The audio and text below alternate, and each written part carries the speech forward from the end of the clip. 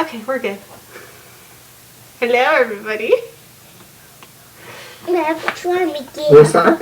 Yep, we're on. Hello, everyone. We're back. Kelly and I just first wanted to start off and kind of say thank you for all the support we've received for our reboot. The people who've actually previewed our first episode back has been very supportive of what we're actually trying to do. And we've actually kind of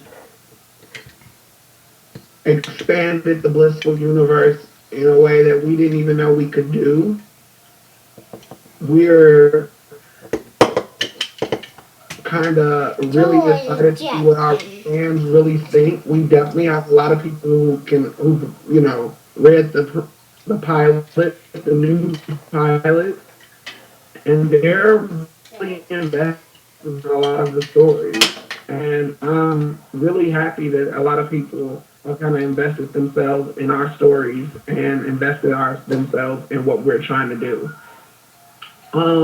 I guess we want to first start off and say why we kind of rebooted, Kelly. You can kind of take over from I that think point. we kind of covered that in the other vlog. We did? Yeah, we did that. They all know. Basically, we started over from scratch. Okay.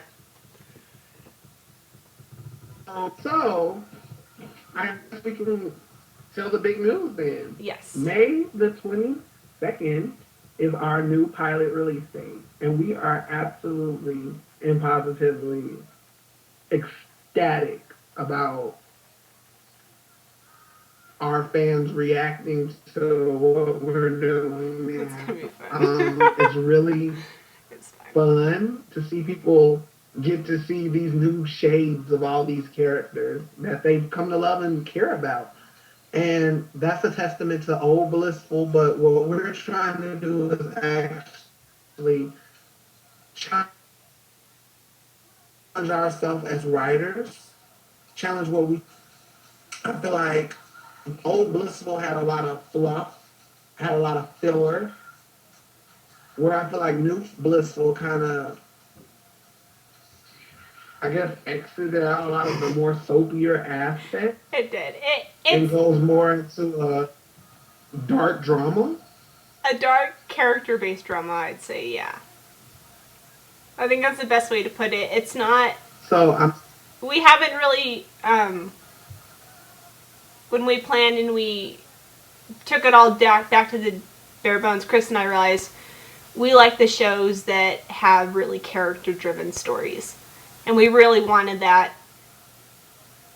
on the new show, whereas we felt like we were doing a lot of filler, like Chris said, and a lot of floppy, more soapy, tropey stories on the old show, and it just wasn't what our vision was. Exactly. Whereas the new one is very much so a dark character-driven drama.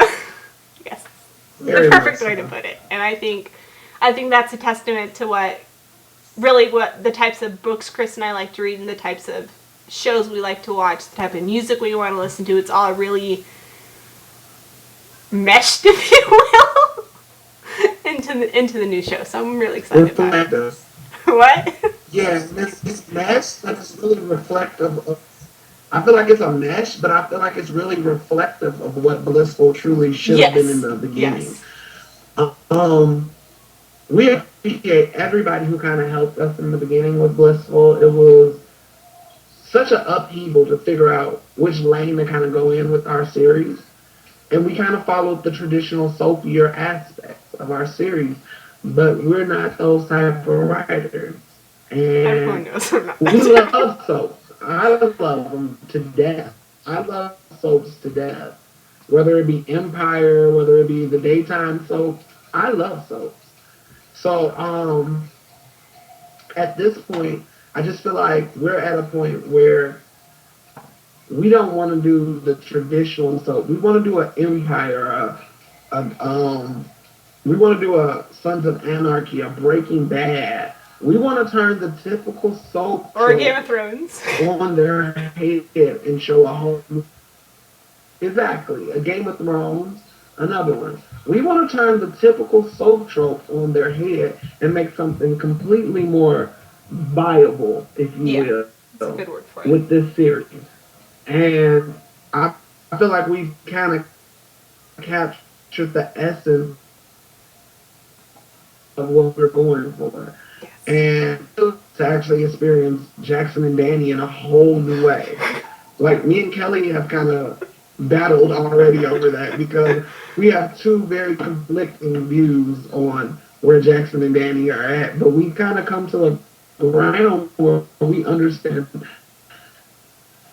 Yes. where they're at, and I think that's the fun part of it. Then on top of that, we've actually changed so many of our couples, revamped our characters. Instead of having certain 1,000 mischievous women, we have a few. Yes. Or instead of having 1,000 men, we have a few. We don't have, and it wasn't that they were replicas of the same character, they were different. But we had the point where we were adding characters to fulfill storylines when we could have kind of merged them. And we Yes. saw our mistakes. Yeah, Yeah, we see and we them decided that was why we needed to new reboot. blissful. And that's why we need to reboot. We need to strip it back down and say what characters were essential, which ones did we really want to develop into, and then build, I guess, the universe from that. And I feel like we really have that this time. And so, okay, we're 7 minutes in. I promise I'm not going over 15 minutes, but I do want to talk about some of the new characters. Like, what I'm really interested in how some of the people react to even characters that they know that we Yes. have. Scarlet is a prime example of that, where fans like Scarlet, but she was never vital to any story, and except the pregnancy between her and Zach. That was the only part that she was vital. And in this story, I feel like she evolves so much. I really so love much writing more of a Scarlet. diverse I like writing new Scarlet, so y'all great know. finesse. We just finished some scenes in 4, and I love writing Scarlet. Can I say? I like the new version of her. She's more... We did. And Yes, Scarlet's awesome. That's all I can say. manipulative. Yes, she's... That's a nice way to... Who else am I? And, I'm really excited to see fans react to Brenda Kincaid being alive. Just about Jackson. Huh? I said, I think we should become just a little bit about Jackson. Nah. The fans really had a bar fest. Let him be surprised. Jackson is not the heroic knight yet. So that's all I'm going to say. At this point, Jackson is not our dashing hero. He's our trouble hero. And that's a good word for it, trouble that's hero. fun to play with. What else is really fun to you? Selena's really fun this time around. I like that. Well, fans know I love writing new Danny. She's a lot of fun because she's not the same as old Danny. It's really hard writing her. Like Chris says, Jackson's not that romantic guy. She's more she's not the same girl she was on the old version. And so that's really fun to play. I get to play a lot more layers to her, I feel, if that makes sense. Sort of.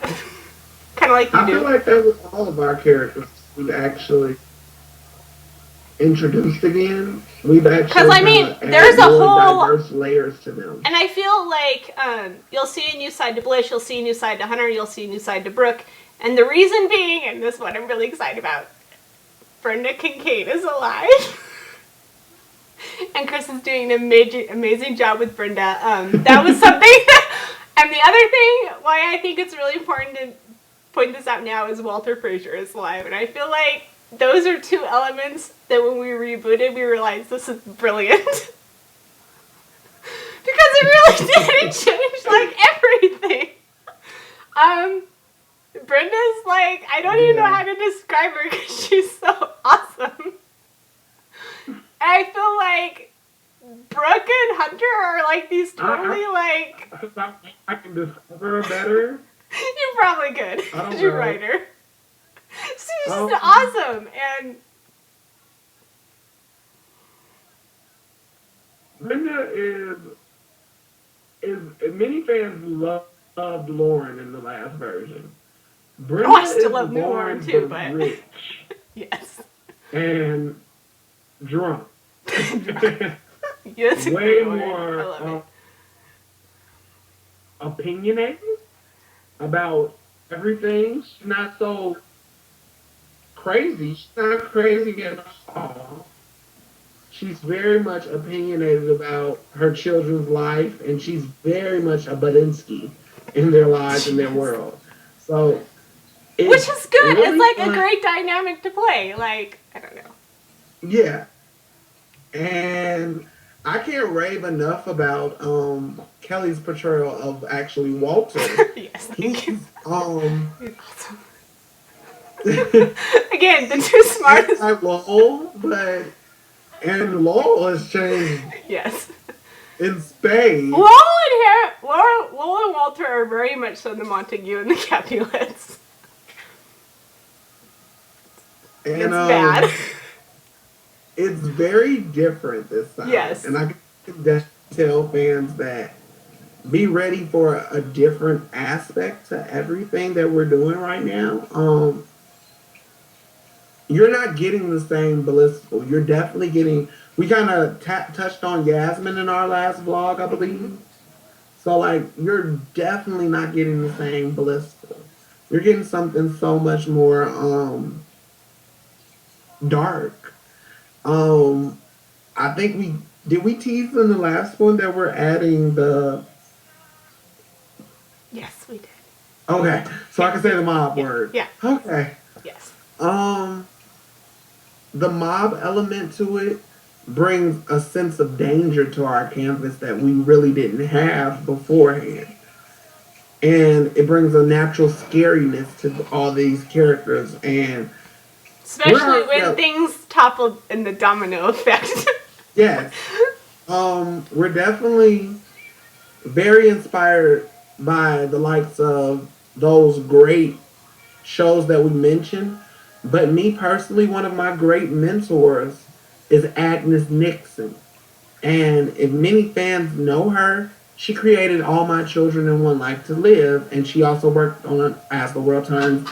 If you're a soap fan, you know who Agnes Nixon is. There's just no getting around that. We're really kind of tapping into what's going on in the beat of America's heart right now. And I'm really, really fascinated to see what people react to of the story that we're doing coming up.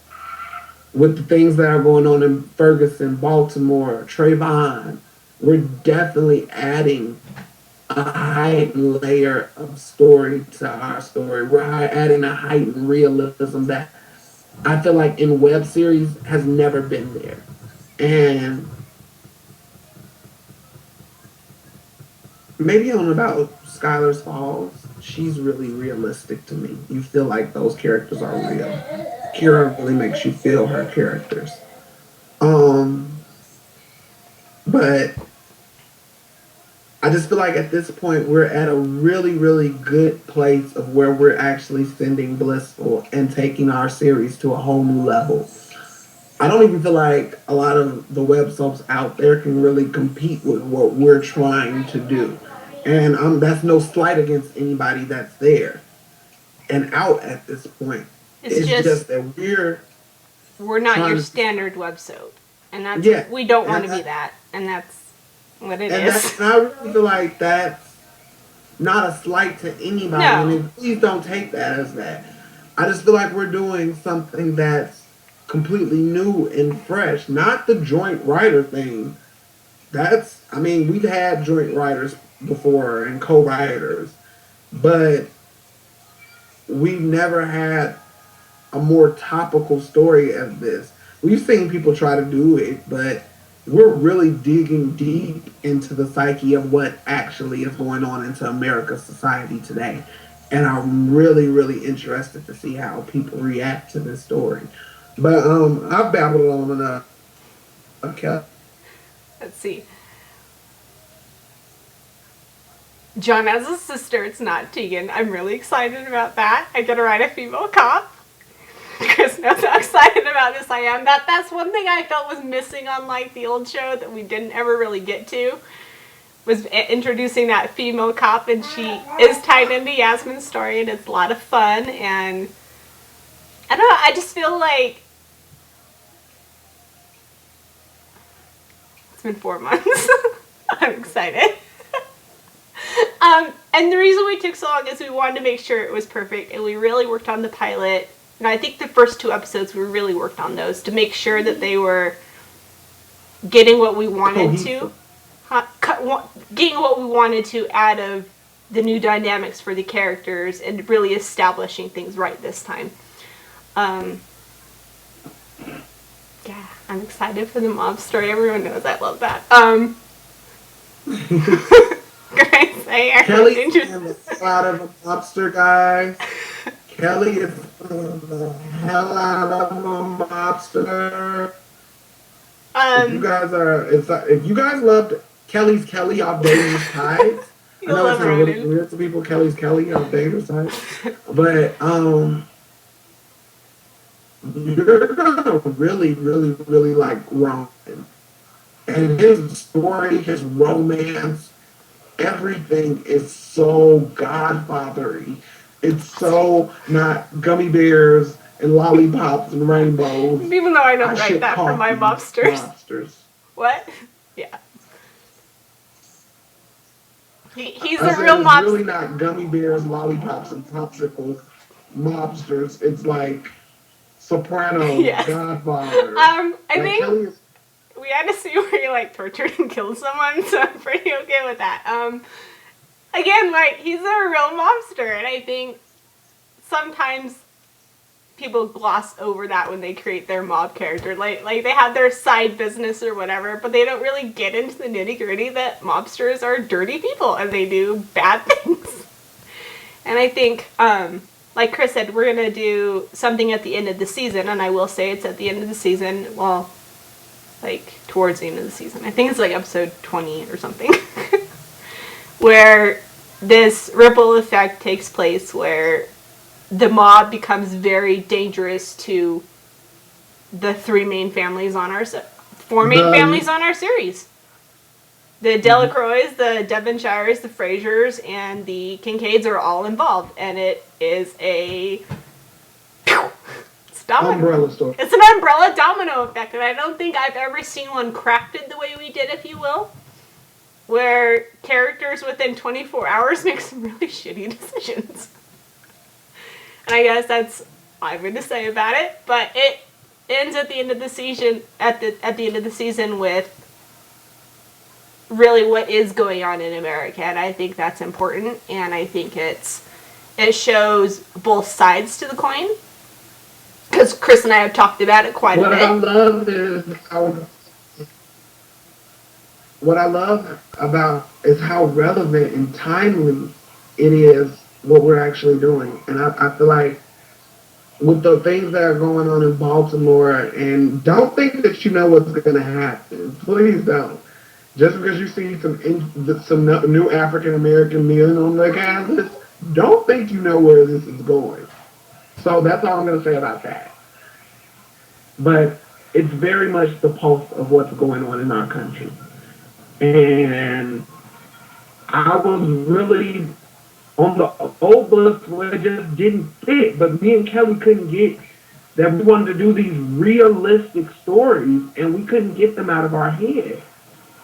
And at this point, I'm really, really, really happy to actually be able to do a story like this and tell it with somebody who's gonna look at it in an African American perspective, and then look at it from a Caucasian perspective, and look at it from a person's perspective, and a gay man's perspective, and a straight woman's perspective. You get all the a male and a female. You get all these different and you get the cop's perspective. You get throughout the season.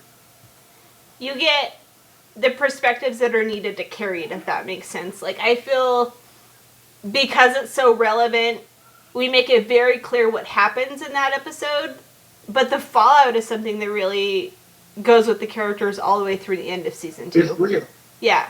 And they're...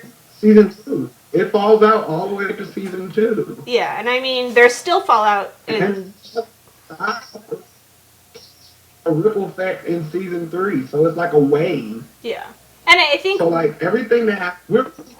Go ahead, I'm sorry, go ahead. I feel like everything from the pilot up until episode 20, when that actually happens, we really set it up that there is this danger element that flows up till that episode, and then it's a ripple effect that will follow the show. And I think that that's really important that we... That was something Chris and I... Sorry, I'm not going to let her open her all. I'm swinging around. But I feel like it was something that we talked quite a bit about, that if... I will tell Chris at me. Oh, Patrick's apparently going to say something. But we talked for about a week or two about it. That we really wanted it to be a ripple effect where it carries through.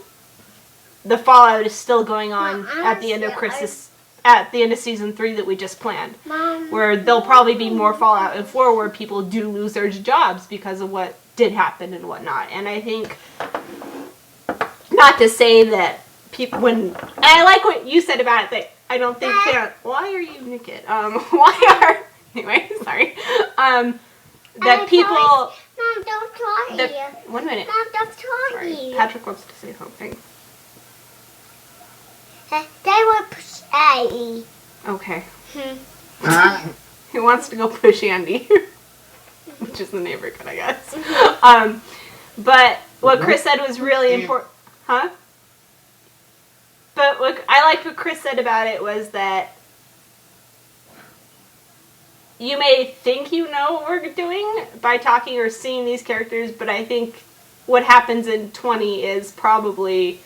I know when I planned it, it was probably the most emotional episode I ever had to plan, because it's that emotion. It was grip. And I even changed the episode title. I can tell you it's called Running Up That Hill, because I was listening to the song Running Up That Hill by Placebo, and I was like, oh my god, we have to use this episode. Since I did make that change. And if you've ever listened to the song, it's about wanting to trade places with someone you care about that has made some really bad decisions. And I thought that was really relevant to the episode, if you will. And so I'm very interested to see how fans react to it. What is this? I don't know what that is. And I feel like we did a really good job with it. It's something that Chris and I could take from both of our perspectives and mesh it into what it needed to be, if that makes sense. Anything else you want? I agree. Anything else you want to say about it? About the show? I don't think... This is just our sneak peek. This is just Mom, a little sneak. hey, don't do that. Just prepare for something completely new. Yes. I don't want everybody to go into this thinking you're going to get the same Jackson. It's a reboot for a reason. You're not going to get the same characters. They have the same names, but their spirits have now been altered. And in many ways, they're still the same couple, Jackson and Danny. I'm using them as an example because they're so a good example to use. I will say this. There are a lot of couples on Blissful this time, guys. That y'all might not be ready. Let's just say that. Y'all might really fall for another couple over Jackson and Danny. I'm in love with another couple more than Jackson and Danny, and that's big for me to say that. I can't actually say who that couple is, but don't expect the same couples, expect the same characters. We're really going at this in a whole new light, and I just really want fans to kind of get on the ride with us. It's been a shaky couple but we didn't know if we were going to see Blissful. We really didn't know what Go back. we were going in our world with Blissful. And it took us to sit down and finally say, hey, we really want to do our universe, but do it the way we really want Yeah. to.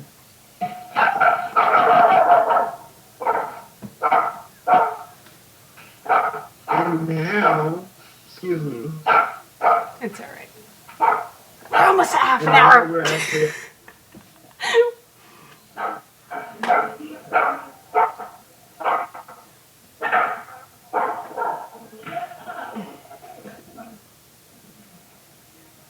we're actually, at the point where